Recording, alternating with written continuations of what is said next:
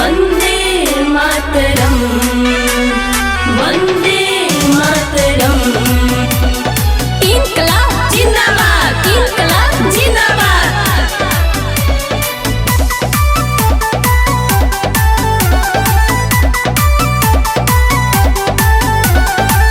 खून हिंदुस्तानी का, झांसी वाली रानी का, खून है हिंदुस्तानी का, झांसी वाली रानी का।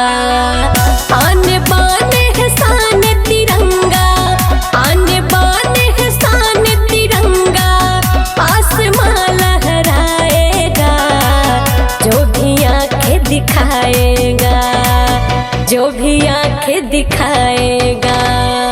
मिट्टी में मिल जाएगा जो भी आंखें दिखाएगा, मिट्टी में मिल जाएगा जो भी आंखें दिखाएगा।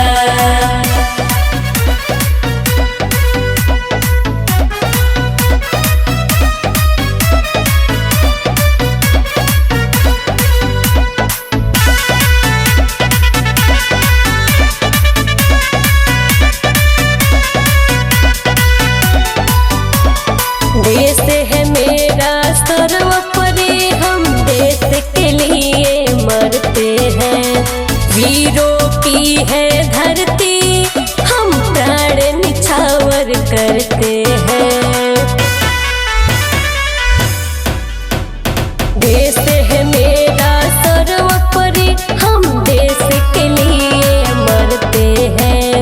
वीरों की है धरती, हम प्राण निछावर करते हैं। बांधे कफन हम रखते हैं, कोई ना टिक पाएगा जो भी आंखें दिखाएगा।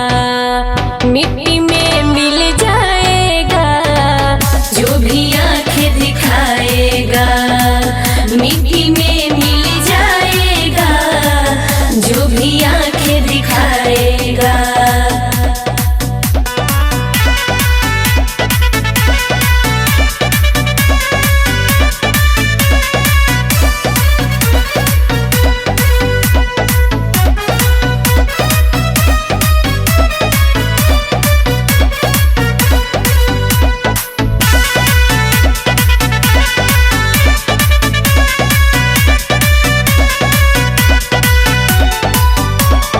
सर कटा सकते मगर सर झुका सकते नहीं। भारत माँ का आबरू हम लुटा सकते नहीं। सर कटा सकते